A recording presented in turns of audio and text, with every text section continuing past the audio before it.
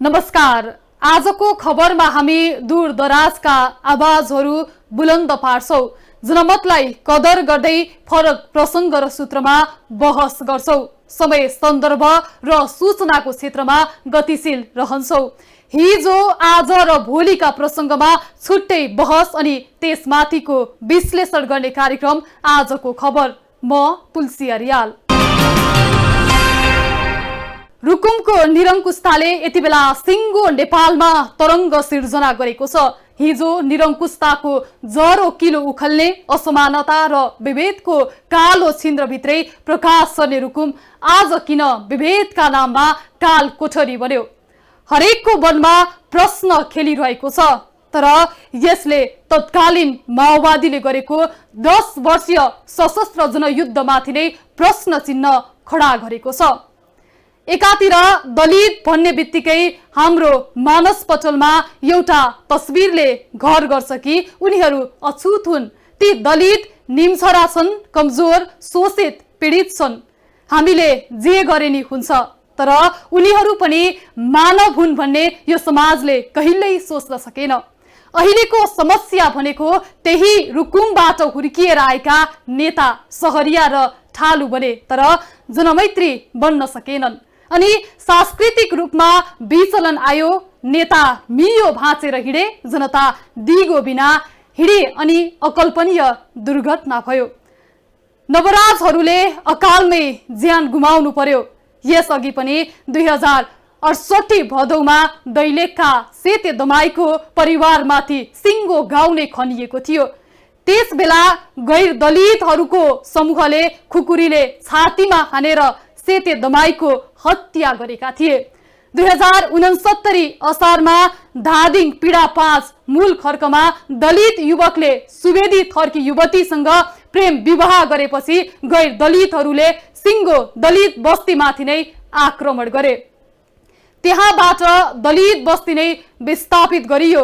अन्तर्जातीय विवाहकै कारण 2073 मा काभ्रेका Ajit मिजारलाई Mario.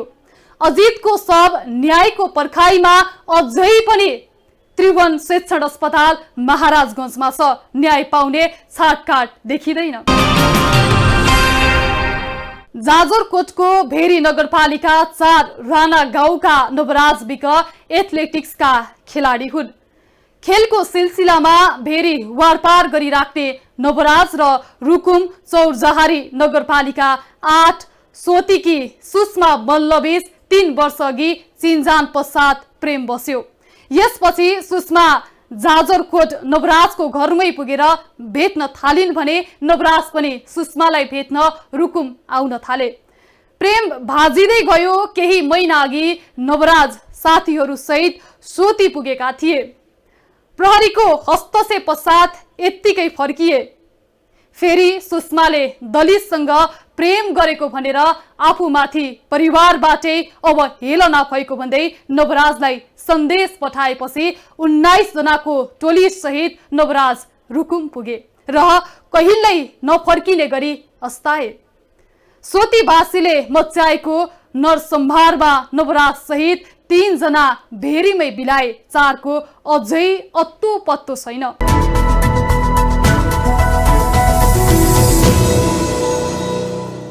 जाजरकोटको very नगरपालिका 4 राणा गाउँ निवासी नवराज विकले विवाह गर्न जाँदा ज्यान गुमाउनु पर्यो। एथलेटिक्सका खेलाडी समेत रहेका नवराजको खेल खेल्न जाँदा प्रेम बसेको थियो। कक्षा 12 उत्तीर्ण गरेका नवराज खेल खेल्नकै लागि रुकुम पुग्दा चौरजहारी नगरपालिका 8 सोतिकी सुषमा मल्लसँग 3 वर्ष अघि चिनजान भएको थियो। दुवैजना बीच त्यही बेला प्रेम सम्बन्ध सुरु भयो। खेलकै क्रममा रुकुम पुग्दा नवराजले लुकी छिपी प्रेमिकालाई पनि भेट्ने गरेका थिए भने प्रेमिका सुषमा पनि नवराजको घरमै भेट्न पुग्थिन्। दलित युवासँग प्रेम सम्बन्ध छुटाउन आफन्तले निकै प्रयास गरे तर सम्बन्ध टुटेन। प्रेम गाडा बन्दै गयो। अभिभावकले छोरीलाई कुटपिट पनि गरे। यसपछि प्रेमिकालाई लिन केही महिना अघि पनि नवराज साथीहरू लिएर सोती पुग्दा प्रहरीले हस्तक्षेप गरेको थियो। दलितसँग प्रेम गरेको भनेर आफूमाथि परिवारबाटै अवहेलना भएको भन्दै सुषमाले नवराजलाई सन्देश पठाएपछि 19 जनाको टोली सहित नवराज गाउँमा पुगेका हुन्। त्यो प्रेम सम्बन्धलाई उनी वैवाहिक जीवनमा बदल्न खोजेका थिए र सामाजिक विभेदकै कारणले गर्दा प्रहरीको उजुरीमा पनि तिनीहरू परेर छलफल भएर एउटा ढङ्गले डाइभर्ट हुने किसिमको वातावरण बन्यो। तर पनि प्रेमले चाहिँ वास्तवमा उनीहरूलाई टाढा हुन दिएन र नजिक बनायो छ। नवराजले छोरी लिन थालेको थाहा पाएपछि प्रेमिकाकी आमाले गाउँमा हार गुहार गरेपछि हात हतियार सहित गाउँलेले प्रेमिकासम्म पुग्न नपाउँदै नवराजको समूहलाई घेरेका थिए। अन्तमा गाउँलेले ढुङ्गाले हान्न थालेपछि नवराज सहित उनका साथीहरू भागेका हुन्। तर जति भागे पनि गाउँलेहरूले झण्डै 4 किलोमिटर बगरै बगर लखेटे। अन्तत केही पनि सिप नलागेपछि ज्यान बचाउन कोही कता भागे कोही कता। साँझको बेला पत्तै भएन आत्तिए 11 जना खोलामा हाम फाले। त्यसमध्ये स्थानीयको नियन्त्रणमा रहेका नवराज सहित 6 जनामा 3 बेपत्ता छन् भने 3 जनाको मात्र शव भेटिएको छ। उमेरै पुगेको थिएन भने उनीहरूलाई सम्झाइ बुझाइ नियन्त्रणमा लिएर त्यो विषयमा क्लियर पो गर्नु पर्थ्यो त। भने मारेरै हुन्छ यो मार्ने स्थितिमा जुन किसिमले पुग्नुभयो यो त अपराधी घटना बाहेक अर्को नै होइन। त्यसैले यो विषयलाई डाइभर्ट गर्न खोज्नुहुन्न। मृतकको शरीरभरि घाउ भएकाले मारेर फालिएको हुन सक्ने अनुमान गरिएको छ। यद्यपि मुद्दाको बारेमा अझै स्पष्ट छानबिन भने हुन सकेको छैन। जातीय विभेदले निम्त्याएको नरसंहारलाई अन्तै मोड्न खोजिएको अधिकार कर्मीहरू बताउँछन्। फेरि पार गरेका केहीलाई स्थानीयले प्रहरीको जिम्मा लगाए पनि 2 जनाको अवस्था भने अझै गम्भीर छ। बेपत्ता भएका मध्ये नवराज विकको शव शनिबार राति 10 बजे फेरि किनारमा भेटिएको थियो। नवराजको शरीरभरि हेरि नसक्नु घाउ नै घाउ छ। टाउको र मुखमा ढुङ्गाले हानेर हत्या गरेको देखिन्छ। यस्तै बेपत्ता भएका चौर जोहारी नगरपालिकाकै टीकाराम नेपालीको शव आइतबार अपराह्न घटनास्थलबाट करिब 30 किलोमिटर तल्लो भेटिएको थियो भने भेरी नगरपालिका 4 का गणेश बुढा मगरको शव सोमबार दिउँसो 3 बजे मात्रै भेटिएको हो। भेरी नगरपालिका 4 का 18 वर्षीय सञ्जु विक, 17 वर्षीय गोविन्द साई र 18 वर्षीय लोकेन्द्र सुनार अझै बेपत्ता छन्। गाउँलेको कुटाईबाट घाइते भएका सुदीप खड्काको अवस्था उपचारपछि सामान्य छ। यो घटनाले सिङ्गो नेपालीमाथि नै प्रश्न खडा गरेको छ। मुलुकमा यतिका विद्रोह पश्चात पनि दलितको अधिकारका विषयमा परिवर्तन नै देखिँदैन। समाज अझै कहाँ छ? थप चर्चा अघि विश्राम। कोभिड-19 संक्रमण रोकथाम तथा नियन्त्रणको लागि गन्याबधुरा गाउँपालिका डडेलधुराको जनहितमा जारी सन्देश। अति आवश्यक काम बाहेक घरबाट बाहिर ननिस्कियौं, मास्कको प्रयोग गरौं, अनिवार्य रूपमा साबुन पानीले हात धुने गरौं। साबुन पानीले हात धुन नमिल्ने अवस्थामा गुणस्तरीय स्यानिटाइजरको प्रयोग गरौं। भिडभाड वा धेरै मानिसहरूको उपस्थिति हुने सबै कार्यक्रमहरू बन्द गरौं। नवल बहादुर मल्ल, अध्यक्ष, कमला ठगुन्ना, उपाध्यक्ष, गन्याबधुरा गाउँपालिका डडेलधुरा।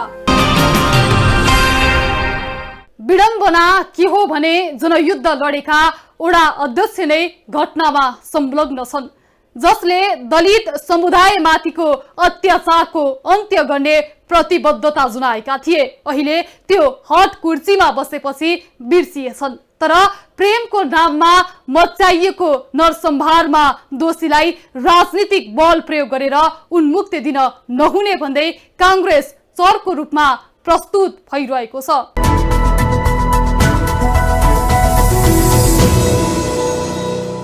घटनाका दोषी वडाध्यक्ष सहित 12 जना पक्राउ परेका छन्। यसबारेमा छानबिन गर्नुपर्ने संसदमा समेत आवाज उठेको छ।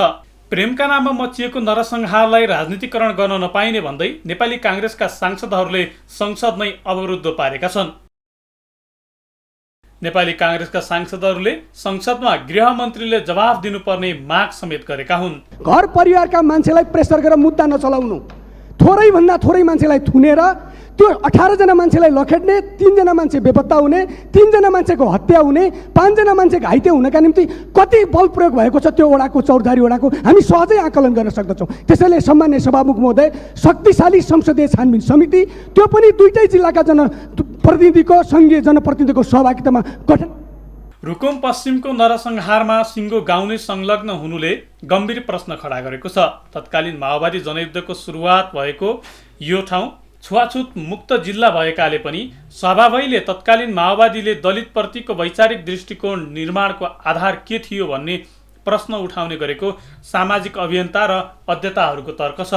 यो घटनाले सिंहको गैरदलित समुदायमाथि पनि प्रश्न उठाएको छ। रुकुमको चौरजारी जस्तो क्षेत्रबाट ठाउँमा जुन किसिमको दलित समुदायमाथि एउटा जुन अत्यन्तै क्रूर किसिमले दलित युवाहरूको हत्या गरिएको छ, यो चाहिँ यसलाई चाहिँ एउटा सामान्य घटना मात्रै नभएर यो चाहिँ आम दलित समुदायमाथि गरिएको नसम्मान नै हो भनेर लिएको छु। अन्तर्जातीय विवाहसँग सम्बन्धित जुन घटना छ, विवाह व्यक्तिको नैसर्गिक अधिकार हो। कसले कोसँग विवाह गर्न चाहन्छ, विवाह गर्ने उमेर पुगेका व्यक्तिहरूले विवाह गर्ने कुरा कसैले रोक्न पाउने अधिकारको कुरा होइन।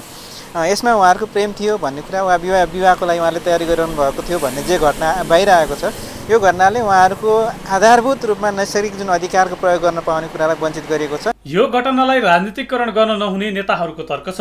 जातीय विभेदको मुद्दालाई विभिन्न कारण देखाउँदै टार्ने काम बन्द गरिनुपर्ने दलित नेताहरू बताउँछन्। यो दिक्कै गम्भीर विषय उठाउनु भयो। यो देशको परिवेश हेर्दा खास गरेर सत्ता र सरकार परिवर्तन भए, सत्ता र सरकार परिवर्तन भएको छ नि त, हाम्रो वर्गको सरकारको अनुभूति हामीले गर्न सकेका छैनौँ। घटनाको सत्य तथ्य छानबिन गरेर मान्य सदस्यहरू अहिले तपाईँ बस्नुहोस्, प्रतिनिधिमूलक रूपमा तपाईलाई पनि म समय दिन्छु। अहिले सार्वजनिक गर्नको लागि संसदीय समिति बनाएर वा अन्य समितिहरू बनाएर भने यसको छानबिन गर्नुपर्छ, स्तरगत अध्ययन गरेर छानबिन गर्नुपर्छ भन्ने माग पनि म गर्न चाहन्छु। अहिलेलाई तपाईँ बस्नु। यो घटनालाई राजनीतिकरण कसैले नगरियोस्। त्यहाँ सत्य तथ्य छानबिनको लागि म त्यहाँको जनप्रतिनिधिको हैसियतले सहयोग गर्न म तयार छु, म सहयोग गर्छु र त्यहाँ कसैले पनि त्यहाँ सहयोग गर्न सबै जनता पनि तयार छ। यो कुरा पनि म जानकारी गराउँछु र मृतकहरूप्रति हार्दिक श्रद्धाञ्जली म व्यक्त गर्न चाहन्छु र दोषीमाथि कारबाहीको म माग गर्न चाहन्छु। सरकारले यो छानबिन गरोस्। मैले मेरो जनप्रतिनिधिको हैसियतले त्यहाँ भएका घटनाहरू बोल्दा आपत्ति गरेको कुरा मेरो पनि आपत्ति सभामुख होस्। धन्यवाद। यसअघि पनि दलित समुदायका युवाहरूले अन्तर्जातीय प्रेम सम्बन्धकै कारण धेरैजनाले ज्यान गुमाइसकेका छन्। सरकारले समेत दलितका मुद्दालाई समाधान गर्न ध्यान नदिँदा समस्या बल्झिँदै गएको पाइन्छ। यसको न्यूनीकरणका लागि सरकार नै प्रतिबद्ध हुन जरुरी देखिन्छ। राज्यले भएका कानुनहरू कार्यान्वयन गरे र प्रहरी प्रशासनलाई चाहिँ यसमा अलिकति संवेदनशील बनायो भने पनि धेरै कुराहरू समस्याहरूको समाधान हुन्छन्। एउटा अर्को कुरा चाहिँ हाम्रो गैरदलित समुदायले चाहिँ दलित समुदायको ठाउँमा रहेर आफूलाई हेर्नु पर्यो कि गैरदलित समुदायले जसरी अपमान भोगिरहेका छन् त्यस्तै दलित समुदायले जसरी भोगिरहेका छन्, गैरदलित समुदायले के भोग्यो भने उनीहरूलाई कस्तो महसुस हुन्छ। त्यही भएर गैरदलित समुदाय नै दलित समुदायको जुन अहिलेका समस्या देखिरहेका छन् त्यसमा सबभन्दा बढी संवेदनशील हुनु पर्यो र एउटा सहभाग राख्नु पर्यो। हाम्रो राज्य संरचना अथवा कानुन कार्यान्वयन गर्ने निकाय पनि एउटा जातिवादी सोच अथवा खालको मनोविज्ञानले ग्रसित भएका कारणले पनि यो घटना हुन पुगेको हो भन्ने लाग्छ। योभन्दा पहिले 2068 भदौमा दैलेखका सेते दमाईको परिवारमाथि सिङ्गो गाउँ नै खनिएको थियो। त्यसबेला गैरदलितहरूको समूहले खुकुरीले छातीमा हानेर सेते दमाईको हत्या गरेका थिए। 2069 असारमा धादिङ पीडा 5 मूलखर्कमा दलित युवकले सुवेदी थर्की युवतीसँग प्रेम विवाह गरेपछि गैरदलितहरूले सिङ्गो दलित बस्तीमाथि नै आक्रमण गरेर दलित बस्ती नै विस्थापित गरेका थिए। अन्तर्जातीय विवाहकै कारण 2073 मारिएका काभ्रेका अजित मिजारको शव त्रिभुवन शिक्षण अस्पताल महाराजगञ्जमा थन्किएको छ। जाजरकोटको घटना जातीय विभेदसँग मात्र होइन, त्यहाँ मानवीय क्षति समेत भएको छ। कुनै पनि घटनाबाट कुनै व्यक्तिको ज्यान जानु निन्दनीय हो। 21औं शताब्दीको यो समयमा पनि एउटा युवाले अर्को युवतीसँगको प्रेमलाई विवाहमा परिवर्तन गर्न खोज्दा मृत्युवरण गर्नुपर्छ भने हाम्रो सभ्यताले डाको छाडेर रुनु सिवाय अरू के हुन्छ र? थप चर्चा अघि विश्राम। कोभिड-19 संक्रमण रोकथाम तथा नियन्त्रणका लागि पूर्वी चौकी गाउँपालिका डोटीको जनहितमा जारी सन्देश। अनावश्यक रूपमा घर बाहिर ननिस्कौं, निस्कनै परे अनिवार्य रूपमा मास्कको प्रयोग गरौं। खोक्दा हाँछु गर्दा रुमाल वा कुहिनाले मुख छोपौं। श्वास प्रश्वासमा अत्याधिक समस्या भए नजिकैको स्वास्थ्य संस्थामा सम्पर्क गरौं। नियमित रूपमा साबुन पानीले हात धुने गरौं। दीर्घराज बोगटी अध्यक्ष, निर्मला देवी साउद उपाध्यक्ष, पूर्वी चौकी गाउँपालिका डोटी। संविधानले नै वर्गीय, जातीय, क्षेत्रीय, भाषिक, धार्मिक, लैङ्गिक विभेद र सबै प्रकारका जातीय छुवाछुतको अन्त्यको घोषणा गरेको छ। जातीय तथा अन्य सामाजिक छुवाछुत र भेदभाव कसुर र सजाय ऐन 2068 ले सम्बन्धित अपराधको परिभाषा, सजाय र क्षतिपूर्ति तोकेको छ। तर अहिले पनि जातीय विभेद जस्तो जघन्य अपराधको घटनालाई राजनीतिकरण गरेर समस्या सिर्जना गरिरहेको छ।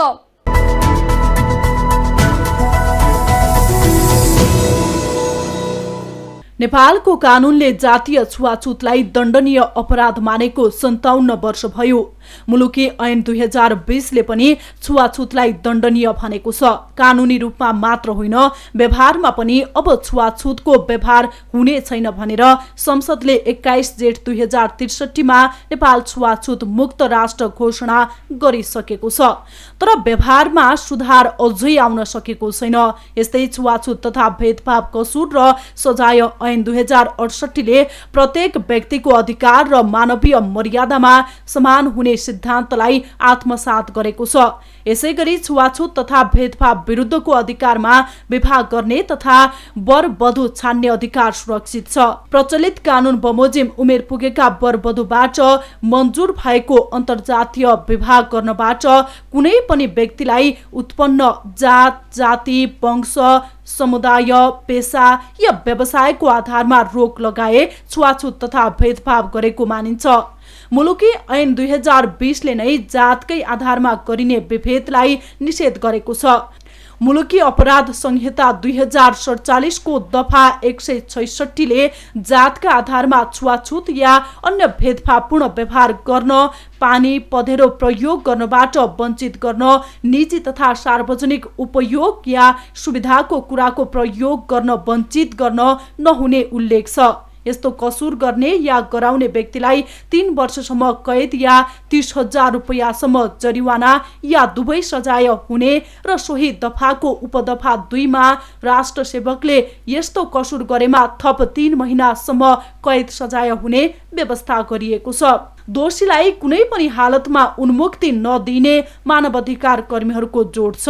पटक पटक दोहोरिएका छन् र यस्ता घटनाहरू दोहोरिनमा चाहिँ नि हामी सबै नै नेपाल सरकारदेखि लिएर प्रदेश सरकार, स्थानीय सरकार, हुनसक्छ मानवाधिकार कम्युनिटी पनि अथवा चाहिँ नागरिक समाज पनि सबै कुनै न कुनै रूपमा दोषी हुँदा स्थानीय प्रशासन पनि कुनै न कुनै रूपमा चाहिँ दोषी हुन सक्छ। र यो घटनाहरूलाई न्यूनीकरण गर्नको लागि कुनै एउटा मात्रै निकायहरूले, एउटा मात्रै समुदायले अथवा एउटा मात्रै व्यक्तिले मात्र प्रयास गरेर चाहिँ सम्भावना छैन। त्यसैले चाहिँ नि हामी सबैको चाहिँ प्रयास भयो भने मात्रै यो चाहिँ घटनाहरू, यस्ता घटनाहरू चाहिँ न्यून हुन सक्छ भन्ने चाहिँ मलाई लाग्छ। यो घटनाको भर्सना या निन्दा गरेर यो प्रतिको ड्युटी पुरा हुँदैन। यो घटना चाहिँ जातीय हत्या जस्तो देखिन्छ। भनेको एउटा जातका आधारमा विवाह गर्न इच्छा राख्यो र त्यसका लागि चाहिँ त्यो जातिलाई नै सखा पार्ने गरी गरिएको हत्या छ र यो हत्याको अनुसन्धान उचित तरिकाले अनुसन्धान हुनुपर्छ भन्ने पहिला म तपाईँको टेलिभिजन मार्फत चाहिँ हाम्रो संगठनको सन्देश प्रवाह गर्न चाहन्छु। अभियन्ताहरू भने मानव अधिकार कर्मीहरूले निष्पक्ष छानबिन नगरी मुद्दालाई बेवास्ता गर्ने गरेको आरोप लगाउँछन्। केही दिन अगाडि मात्रै संसदमा प्रधानमन्त्रीज्यूले के भन्नुभयो भने दलित मुक्त देश हो, दलित युक्त होइन भन्नुभएको छ। र उहाँको सरकारकै पालामा दलित मुक्त देश, दलितहरूलाई मारेर, गैरदलितहरूले दिन दहाडे आतंककारी ढङ्गले मारेर के दलित मुक्त देश बनाउन खोजेको हो? यो प्रश्न चाहिँ सरकारले सबै नागरिकले गर्न सुरु गर्नुपर्छ। त्यसपछि नागरिकको दबावले मात्रै सरकारले चाहिँ दलित जुन अहिले जुन किसिमका हत्या, आक्रमण, बलात्कारका समस्याहरू दलित समुदायले भोगिरहेको छ त्यसको अन्त्य हुन सक्छ जस्तो लाग्छ मलाई। त्यसको लागि चाहिँ बलियो नागरिक पहल आवश्यक छ। प्रमुख प्रतिपक्षी दलका सांसदहरूले रुकुम चौडजहारीको घटनामा पूर्व गृहमन्त्री जनार्दन शर्मा पीडकको पक्ष लिएर राजनीतिक पहुँचको आधारमा दोषीलाई उन्मुक्ति दिने खेलमा लागेको आरोप लगाएको छ। जातीय विभेदको घटनामा राजनीतिकरण हुन सक्दैन भन्ने अभिव्यक्ति प्रति सांसदहरूले आपत्ति जनाएका हुन्। तत्कालीन व्यवस्थापिका संसदबाट जातीय भेदभाव तथा कसुर सजाएर ऐन 2068 जेठ 10 गते पास भएकै दिन उत्सवको रूपमा मनाउनु पर्नेमा त्यही दिन 6 जनाको सामूहिक हत्या, त्यही पनि जातकै कारणले गरिनु, यो कतिसम्मको बर्बरता हो, कतिसम्मको उत्पीडन हो। जहाँबाट उत्पीडनमा परेका वर्ग समुदायको अपनत्व गर्ने शासन ल्याउँछौँ भने सुनौला सपना बाँडेर तत्कालीन माओवादी पार्टीले जनयुद्ध घोषणा गरेको थियो। तर आज त्यही जनयुद्ध घोषणा गरेको ठाउँ जो जनयुद्धमा शहीद भएको दलितको सपना थियो, त्यो सभामुख महोदय सबै जातका कारणले मारिए। अब यो कहिलेसम्म? घटनाको स्थलगत अवलोकन गरी अनुसन्धान गर्न राष्ट्रिय मानव अधिकार आयोग र राष्ट्रिय दलित आयोग लगायत सबै निकायहरूलाई अनुरोध गर्दछु। सबै घाइतेहरूको गुणस्तरीय र प्रभावकारी उपचार, बेपत्ता भएकाहरूको स्थिति यथाशीघ्र सार्वजनिक गरी सो घटनामा परि ज्यान गुमाउनु भएका सबैलाई सांस्कृतिक रूपान्तरण अभियानको सहित घोषणा गर्नु हुन सभामुखज्यू मार्फत अनुरोध। संसदमा सांसदहरूले राखेको प्रश्नको जवाब दिँदै गृहमन्त्री रामबहादुर थापाले दोषीलाई उन्मुक्ति नदिने बताउनुभयो। यो सजायको सन्दर्भमा निश्चय पनि राज्यको तर्फबाट अपराधीहरूलाई कडाभन्दा कडा सजाय हुनुपर्छ भन्नेमा हामी स्पष्ट छौँ। सबैभन्दा कडा सजाय भनेको चाहिँ मृत्युदण्ड, आजीवन कारावास, सर्वस्व भन्ने नै छ। तर अहिले हाम्रो विधानमा चाहिँ कुनै मृत्युदण्ड नभएको हुनाले अब यो सबैभन्दा कडा भनेको आजीवन कारावास। यो विषयमा पक्कै पनि राज्यले चाहिँ छानबिन पश्चात चाहिँ दोषीहरूलाई कडाभन्दा कडा सजायको निम्ति नै चाहिँ अगाडि बढाउनेछ प्रक्रियालाई चाहिँ। अब त्यो कुराहरू चाहिँ फैसला गर्ने कुरा चाहिँ न्यायालयले गर्नेछ। क्षतिपूर्तिको सन्दर्भमा अब हामीले यो छानबिन समितिको प्रतिवेदन आएपछि निश्चय पनि चाहिँ क्षतिपूर्तिको बारेमा पनि राज्यले सकारात्मक रूपमा नै चाहिँ सोच्नेछ। अब यहाँ अलिकति यो राजनीतिकरण नहोस् भन्ने विषय पनि उठेको छ। पक्कै पनि चाहिँ यो घटनालाई यदि हामीले राजनीतिकरण गर्ने हो भने यसले पक्कै पनि निष्पक्ष छानबिनमा यसलाई बाधा पुर्याउँछ। हाम्रो अनुरोध छ चाहिँ पक्कै पनि चाहिँ यो घटनाको छानबिनमा राज्यको तर्फबाट कुनै पनि राजनीतिकरण हुने छैन। यो प्रतिबद्धता म यहाँ जाहेर गर्न चाहन्छु। भगाएर लैजानको निम्ति गएका थिए कि के गर्नको लागि गएका थिए भन्ने प्रश्न पनि यहाँ उठेको छ। यहाँ पक्कै पनि चाहिँ हामी कहाँ आएको सूचनामा चाहिँ केटा पक्षहरू केटीलाई त्यहाँ लिन गएका थिए, किन त्यो उनीहरूको सहमति नभएपछि अभिभावकहरूले चाहिँ त्यो युवतीलाई अन्यत्र नै विवाह गर्ने भइसकेपछि उसले युवकलाई चाहिँ मलाई लिन आऊ भनेर चाहिँ बोलाएको हुनाले युवकहरू गएको भन्ने छ।